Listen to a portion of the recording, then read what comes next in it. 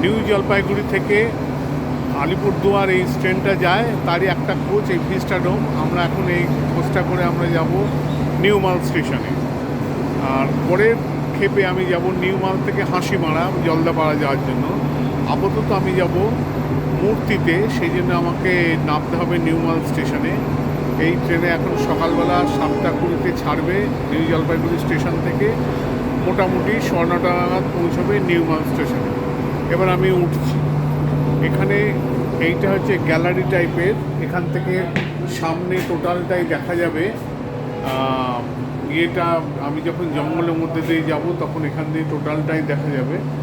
সিস্টেমটা এমনভাবে করা রয়েছে যে এখান দিয়ে দেখা যাবে। এবার মূল কোচে যাচ্ছি।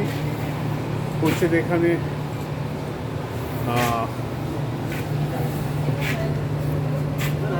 এই হচ্ছে সিটিং অ্যারেঞ্জমেন্ট।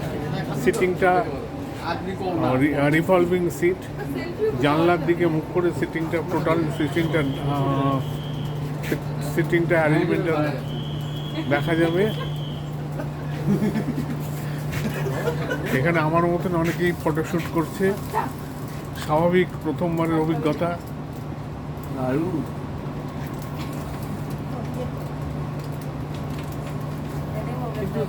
কিছু তো আজকে হয় নাই, তো তার জন্য মনটা খারাপ।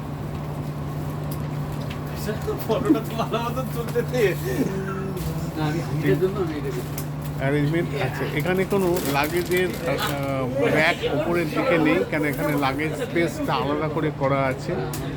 এই এখানে আমার যথেষ্ট জানলার দিকে মুখ করে সিটটা, জানলার দিকে যেহেতু যেটা 360 ডিগ্রি সিটে এটা ঘোরানো যাবে, সেহেতু জানলার দিকে মুখ করে রাখা আছে বোথ সাইডের। এখানে আনফর্চুনেটলি এখানে একটু জল পড়ে আছে। আর এইটা হচ্ছে লাগেজ সিস্টেম, মানে লাগেজ রাখার জায়গা এখানে আলাদা করে সেপারেট, যে যার লাগেজ এখানে। যেহেতু ওখানে ওপরে কোনো র্যাক সিস্টেম নেই, সেই জন্য সমস্ত লাগেজটা এখানে রাখা হয়।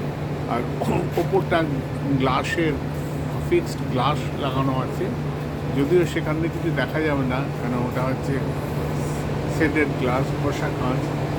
আর এইখানে রয়েছে দু সাইডে দুটো টয়লেট রয়েছে। এখানে ওয়েস্টার্ন টয়লেট, কিন্তু আনফর্চুনেটলি সে ভেঙে গেছে। টয়লেট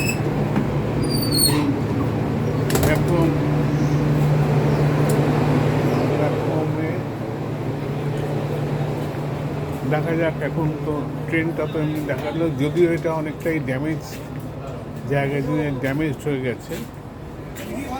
এই যে তিনি বসে আছেন এখানে, তিনি বসে আছেন আর আমি ভিডিও করে যাচ্ছি। আপাতত এখানে আবার গিয়ে নিউ মাল জাংশনে মূর্তিতে গিয়ে পরবর্তী ভিডিও করব। আপাতত রাখছি। হ্যাঁ, ভাই আমি এটা রেলকম ঝামাঝামের তরফ থেকে আমি অসিত লাইনি এই টোটাল ভিডিওটা এখন করলাম।